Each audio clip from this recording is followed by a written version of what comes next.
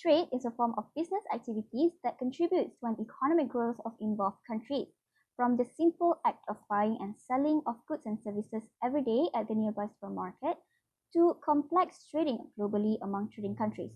For this project, we want to apply the relevant knowledge learned in econometrics such as developing multiple regression equation models, the concept of specification error, multicollinearity, serial correlation, and heteroscedasticity. Besides, practically operating statistical applications such as EViews, which require skills and deep understanding on the subject studied. We would also test the hypothesis of the theories and investigate the relationship through numbers and data available, then actually compare them with the theories that were actually done by authors in the academic journal articles. From 4 different academic journal articles, we came up with 4 determinants, namely inflation rate, GDP, exchange rate, and tariff rates. In the first paper, it was mentioned that fluctuations of exchange rate discourage trade, meaning that the higher the instability of the exchange rate, the lower the trade. In the second article, GDP and trade shows a positive relationship where the higher the GDP of the country, the higher the trade activity.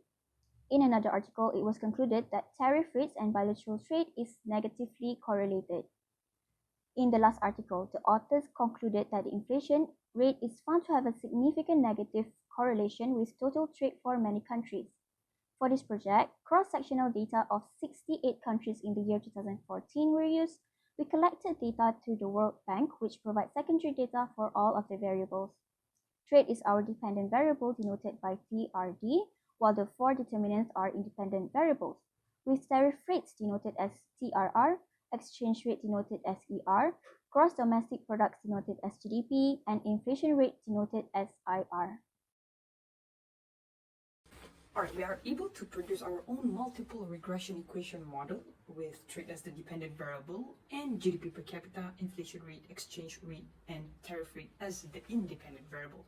Now here, as you can see, is our multiple regression equation model, which is log trade equals to beta 1 plus beta 1 log GDP plus beta 2 log tariff rate plus beta 3 log exchange rate plus beta 4 inflation rate plus the random error term. In order to determine the coefficient of B0, B1, B2, B3 and B4 from the initial equation, the OLS estimator method will be applied to regress the equation model. And the obtained values of the parameters are shown on the EViews table on the next slides. When GDP is increased by 1%, the trade will decrease by negative 0.1403%. And when exchange rate is increased by 1%, the trade will increase by 0.1577%. And as for tariff rate, when it increases by 1%, the trade will decrease by negative 0.4699%. And lastly, when inflation rate increases by 1%, the trade will decrease by negative 0.0052%, which has the least effects on trade. To test our model, we run several diagnostic tests to ensure our model fulfills all the classical assumptions. The first test is on the specification error, where we run the Ramsey-Rissat test to check whether there is a specification error in our model by including 2 fitted terms. Actually, specification error happened when the regression equation is not correctly specified. Given the hypothesis testing and the level of significance of 0.05, we ran the Ramsey-Rissat test and got the result of p-value of 0.97, test statistic f-value of 0.03, critical value of 3.15, and we came to the conclusion that we accept HO where there is no specification error because critical value is larger than test statistic value. For multicollinearity, that happens when there is a linear relationship between 2 or more explanatory variables.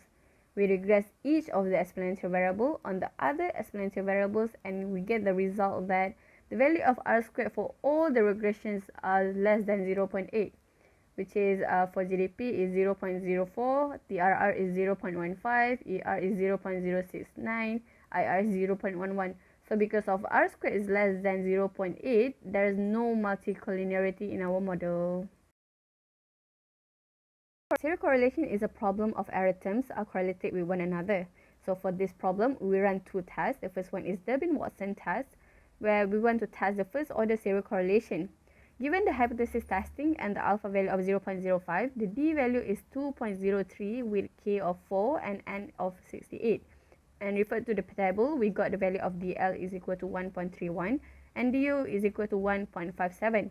And since the D value lies on the acceptance area, we accept HO where there's no serial correlation. Since the Durbin-Watson test is only for the first order serial correlations, we did the Bruce-Godfrey-Alam test to test for the second order serial correlation.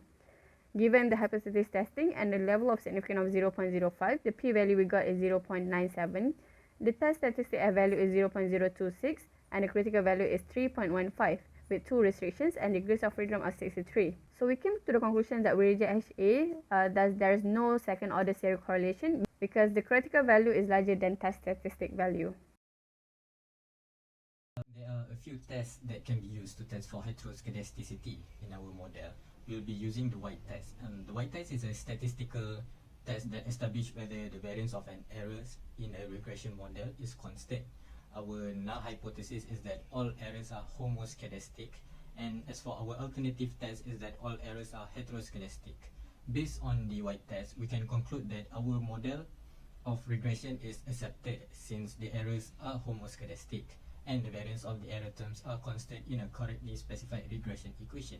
And comparing our p-value, which is 0.9954 with a level of significance of 0.05, the result shows that the p-value is bigger and therefore we accept H0. Next, we move on to the final test, which is the F-test of overall significance. The F-test of overall significance in a regression determines if the linear regression model fits a dataset or not. The F statistics value we got from the eViews table, whereas the critical value we got it from the formula, which is F of alpha, M, and N minus K. The results are based on the F-test tables, which is 3.1504. Based on the results of the test, we concluded that we accept HA because there is a significant effects of explanatory variables on the dependent variables, as at least one of the parameters is not 0. Before that, I would like to inform that there are a few mistakes that have been made due to incorrectly specified regression equation.